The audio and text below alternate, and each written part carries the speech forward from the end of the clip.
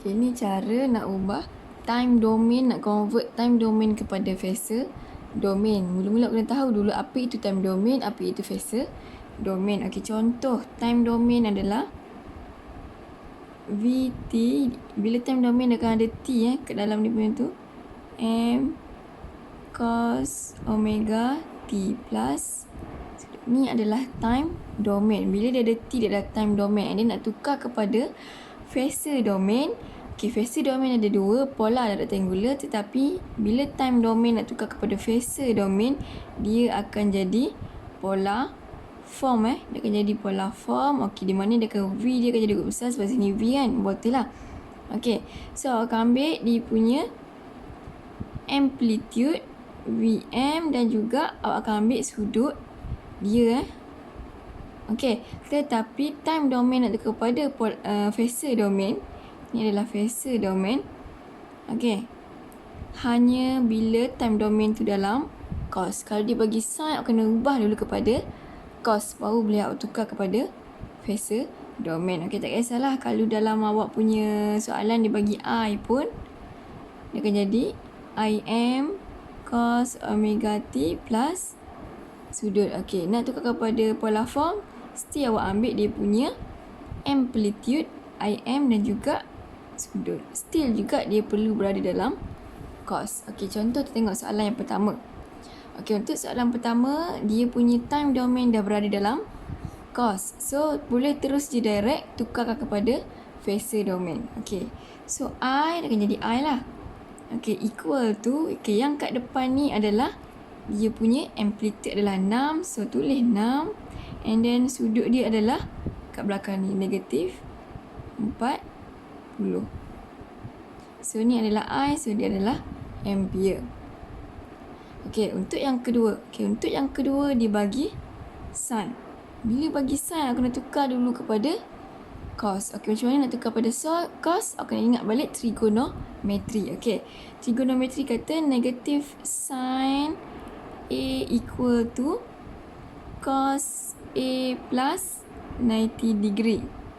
Ataupun kalau positif sin A equal to cos A tolak 90. Okay, so untuk soalan ni dia negatif sin.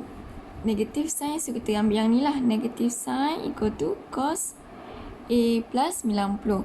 Okay, so 4 ni memang dia punya kat depan. So tulis je 4 balik. Okay, negatif sin dia jadi negatif sin, dia akan jadi cos. Okay, so cos and then A adalah 30 plus 50 ni adalah A. Okay, so kita tulis A 30T plus 50. Itu adalah A. And then awak kena tambah 90. Tambah 90. So kat sini awak akan dapat 4 cos 30T plus 5 campur 9, awak akan dapat 14. So ni adalah voltage. So awak akan dapat volt. Okay.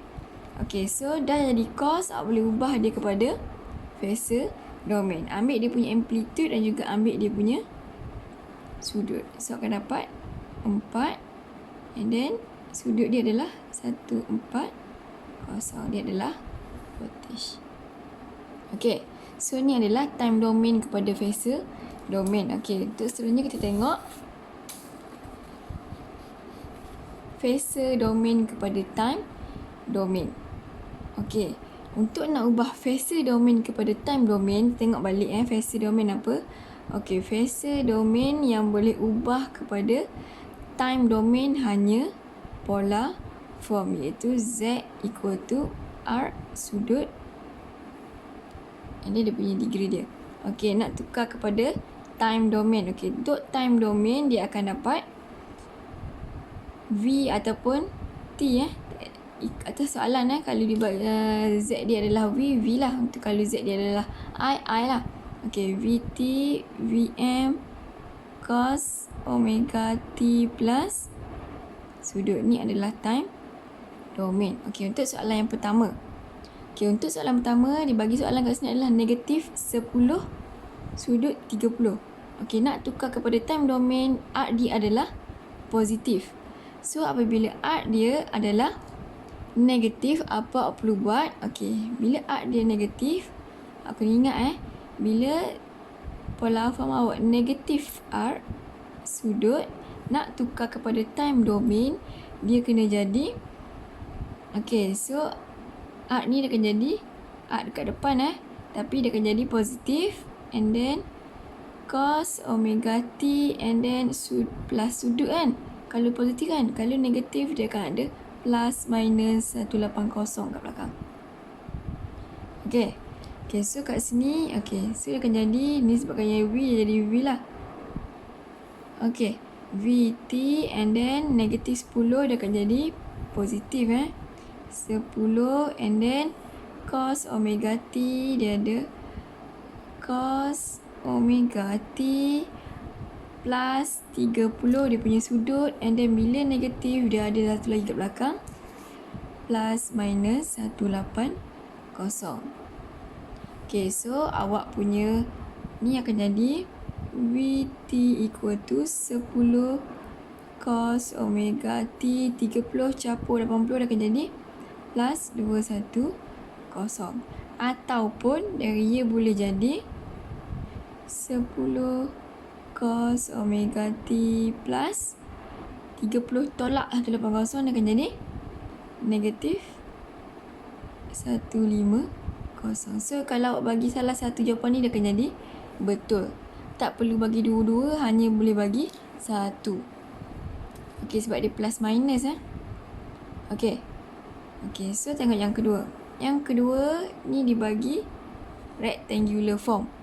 Okey, ni rectangular, bila ada J dia dah rectangular form. Nak tukar kepada polar form. Okey, nak tukar kepada polar form, nak tukar kepada time domain, awak perlulah berada dalam polar form. So, masukkan kalkulator nilai ni untuk tukar dulu kepada polar form So, masuk kalkulator, tekan mode, tekan kompleks. Okey, dia ada J dia dalam kurungan kan. So, ada I darab dengan 5 tolak 12 I. Okey. So, equal, awak dapat dalam, dia punya dalam rectangular form awak dapat, selesaikan yang ni, 12. Sudut dia adalah positif J5. Tapi nak tukar kepada time domain, awak perlu berada dalam polar form. So, shift, convert kepada polar. So, kat sini awak dapat 13. Sudut dia 22.6. So, awak dapat 13. Sudut dia 22.62. Okay. So, arc awak adalah positif. So, direct je tukar kepada time domain. Okay, so di I, so I lah kat sini. IT, arc awak positif 13 cos omega t, and then sudut dia positif 22.62. I jadi ampere. Faham